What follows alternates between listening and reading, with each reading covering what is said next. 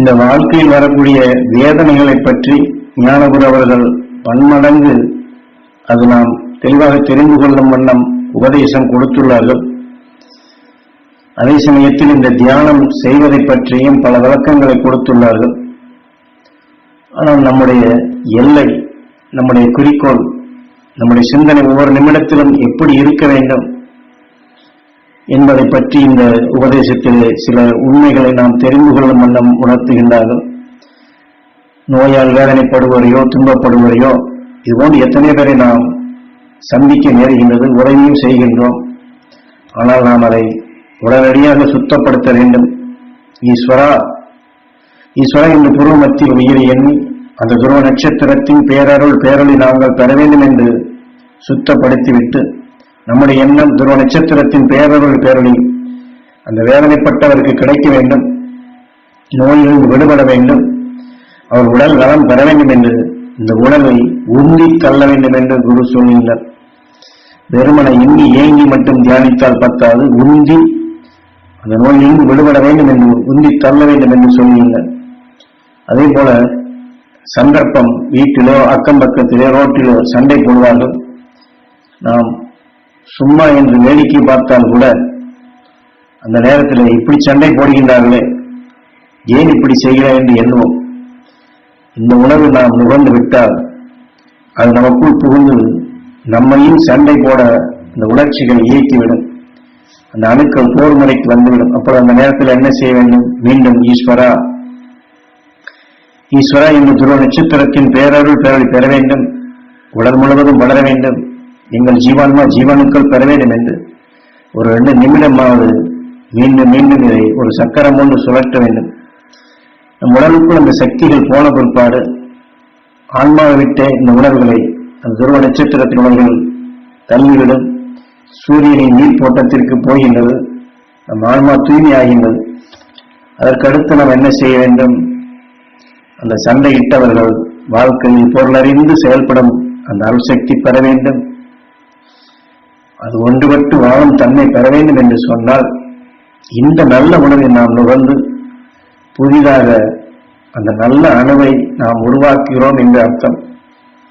அந்த தீமையான உணர்வுகளை நாம் நமக்குள் உருவாக்குவதில்லை. இப்படி விழிப்பாக இருந்து ஒவ்வொரு நிமிடத்திலும் இந்த வாழ்க்கையில் ஒவ்வொரு நொடியிலுமேயே வாழ்க்கையை தியானமாக்க வேண்டும் என்று குரு சொல்லுகின்றார்.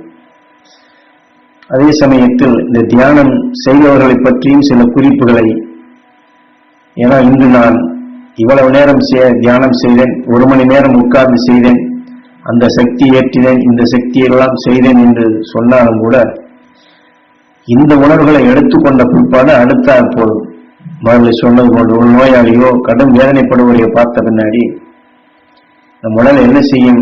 அதை வேகமாக இழுக்கும். அந்த நோய் நிச்சயமாக வரும் என்று குரு சொல்லுகின்றார். அதனால்தான் இதை போன்ற நிலைகளை மாற்ற ஆத்மசுத்தி என்று உங்களுக்கு சுட்டி காட்டி அந்த அருள்வழியை கொட்டி ஆன்மாவை தூய்மைப்படுத்திக் கொண்டே இருக்க வேண்டும் என்று சொல்வது.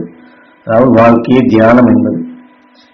தியானம் செய் என்று சொன்ன பின் தியானம் செய்கிறேன் என்று சொல்வார்கள், தியானம் செய்து கொண்டும் இருப்பார்கள்.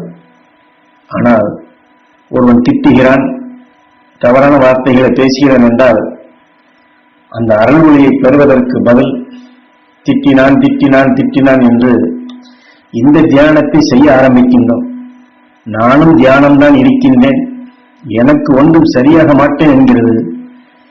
இதுபோன்ற தியானம் இருப்பவர்களிலேயும் ஒரு சிலர் சொல்லிக் கொண்டிருப்பார்கள்.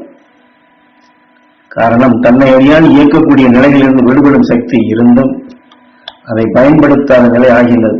ஆகவே அதை பயன்படுத்தக்கூடிய முறைகளை நீங்கள் தெளிவாக்கிக் கொள்ளுங்கள் என்று குரு ஞாபகப்படுத்துகின்றார். ஏனென்றால் ஒவ்வொரு நிமிடமுமே நாம் இந்த உடலுக்கு பின் எங்கே செல்ல வேண்டும் என்ற அந்த சிந்தனையுடன் நாம் இருக்க வேண்டும். வாழ்க்கை என்பது என்ன? வாழ்க்கையை பற்றி குரு அது நுண்ணிய நிலைகளாக வடிகட்டி சொல்லுகின்றார் குருநாதர். ஒரு கடலிலே படகில் செல்கிறோம், அந்த எல்லையை அடைவதற்கு அந்த படகிலிருந்து நாம் சென்றாலும் கூட எத்தனை அலைகள் மோதுகின்றது. ஆனால் நாம் அடைய வேண்டிய எல்லையை குறியாக வைத்துத்தான் அங்கே போகின்றோம். துடுப்பை சீராக போட்டால் அங்கே செல்லலாம். அது இதை போலதான் இந்த வாழ்க்கையிலே பாச அலை, அன்பு அலை, வெறுப்பு அலை, வேதனை அலை, சலிப்பு அலை, சங்கட அலை, கோப அலை, குரோத அலை, பயமான உணர்வுகள் என்று இப்படி எத்தனையோ அலைகள் நம் மீது தாக்கப்படும் பொழுது நம்மை அறியாத மூழ்கி கொண்டேதான் இருக்கின்றோம். அது இதற்கு நாம் என்ன செய்ய வேண்டும்? அந்த அருள் ஒளி, அதாவது அந்த துருவ நட்சத்திரத்தின் அருள் ஒளியை, அந்த துடுப்பை எடுத்து அந்த அலைகளை எல்லாம் கலந்து இந்த வாழ்க்கை என்ற பயணத்தை சீராக நீங்கள் செலுத்திடல் வேண்டும். எல்லாம் இந்த எல்லை, மனிதனுடைய எல்லை துருவ நட்சத்திரத்தின் ஈர்ப்போட்டத்தில் சென்று அடைவதுதான். அது துருவ நட்சத்திரத்தின் ஈர்ப்போட்டத்தில் நாம் சென்று அடைய வேண்டும் என்றால் பிறவியில்லா நிலை அடைய வேண்டும் ஈஸ்வரா என்று எண்ணி தியானிக்க வேண்டும். ஏனென்றால் இது வேகா நிலை. இல்லை என்றால் சாகா கலையாக நாம் அடிக்கடி சொல்வோம், நான் அப்படியெல்லாம் இருந்தேன், அப்படியெல்லாம் செய்தேன், இப்படியெல்லாம் செய்தேன், எத்தனை பேருக்கு எத்தனை நிலைகளை செய்து கொடுத்தேன் என்று இந்த கணக்கை நாம் எண்ணிக்கொண்டிருந்தால் சாகா கலையாக வந்து விடுகிறது. மறுபடியும் இந்த உடலின் ஈர்ப்புக்குத்தான் வருகின்றோம். தீயிலே குதித்தால் உயிர் வேகுவதில்லை. ஆனால் துருவ நட்சத்திரத்தின் உணவை சேர்த்தால் என்றும் நாம் வேகுவதில்லை.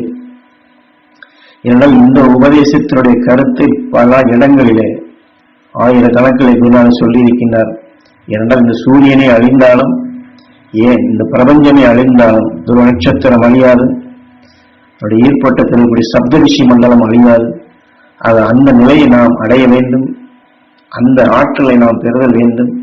துருவ நட்சத்திரத்துடைய சக்தியைத்தான் மீண்டும் மீண்டும் பெற வேண்டும் என்று திரும்ப திரும்ப சொல்லிக் கொண்டே வருகிறேன் என்று குரு சொல்லுகின்றார். இருந்தாலும் இது என்னடா சாமி அப்பொழுதும் சொன்னார், இப்பொழுதும் சொல்லுகின்றார் என்று இதை விட்டுவிட்டீர்கள் என்றால் இந்த கணக்கு உங்களுக்கு தப்பாக போகும் என்று ஒரு சுட்டி காட்டுகின்றார். ஆகவே இந்த உணவை கூட்டி திரும்ப திரும்ப அந்த துருவ நட்சத்திரத்தின் பேரருள் பேரொழி பெற வேண்டும், ஏகா நிலை பெற வேண்டும் என்று இதை நீங்கள் சுவாசிக்க சுவாசிக்க அது உங்களுக்குள் வலுவாக கருவாகின்றது.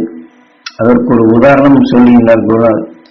கோழி என்ன செய்யும் என்றால், அந்த கருவுற்று விட்டால் அது சும்மா தேடிக்கொண்டே இருக்கும். அந்த சத்தத்தை கோழி வளர்ப்பவர்களுக்கு கண்டிப்பாக தெரியும்.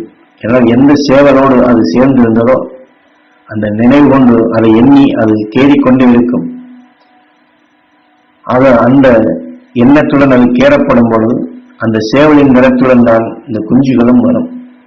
இதே மாதிரி தான் என்னை திட்டினான், இப்படி செய்தான் என்று சொல்லிக் கொண்டிருந்தால் அதே உணர்வுதான் நமக்குள் கருவாகின்றது. அல்லது உடலில் நோயோ வலியோ இதுபோன்று இருந்தால் அதையே சொல்லிக் கொண்டிருந்தால் அதுதான் கருவாகும். ஆனால் அந்த அருள்வழி பெற வேண்டும், துருவ நட்சத்திரத்தின் பேரருள் பேரொழி நாங்கள் பெற வேண்டும், எங்கள் இரத்த நாளங்களிலே கலக்க வேண்டும், எங்கள் ஜீவான்மா ஜீவனுக்கள் அனைத்தும் அந்த துருவ நட்சத்திரத்தின் பேரருள் பேரொழி பெற அருள்வாய் ஈஸ்வரா என்று திரும்ப திரும்ப திரும்ப திரும்ப அந்த கோழி கேறுவது போன்று இதையே நாம் எடுத்துக்கொண்டால் இது கருவாகும். வாழ்க்கையில் வரும் இந்த இருளை நிச்சயம் அகற்றும். அப்படிப்பட்ட அந்த சக்தி பெற வேண்டும் என்பதுதான் உண்மையான தியானம் என்று குரு நமக்கு இதிலே வழிகாட்டுகின்றார்கள். ஆகவே குரு சொன்ன இந்த வாக்கை அந்த இருளை அகற்றக்கூடிய, பிறவியில்லா நிலை அடைய செய்யக்கூடிய அந்த அருள்வழி பெற வேண்டும் என்ற துருவ நட்சத்திரத்தினுடைய சக்தி அதை பெற வேண்டும் என்று ஒவ்வொரு நொடி பொழுதும் நாம் எடுப்போம். குருநாதர் காட்டிய வழியில் அந்த உண்மையான தியானத்தை நாம் செய்வோம். குருநாதர் சொன்னது போன்று அழியாத நிலைகள் கொண்டு அகண்ட அண்டத்தில் எது அழிந்தாலும் அழியாத நிலைகள் வாழ்ந்து வளர்ந்து கொண்டிருக்கும் துருவ நட்சத்திரத்தின் ஈர்ப்போட்டத்திலே சென்று பிறவியில்லா நிலை அடைவோம். ஓம் ஈஸ்வரா, குருதேவா.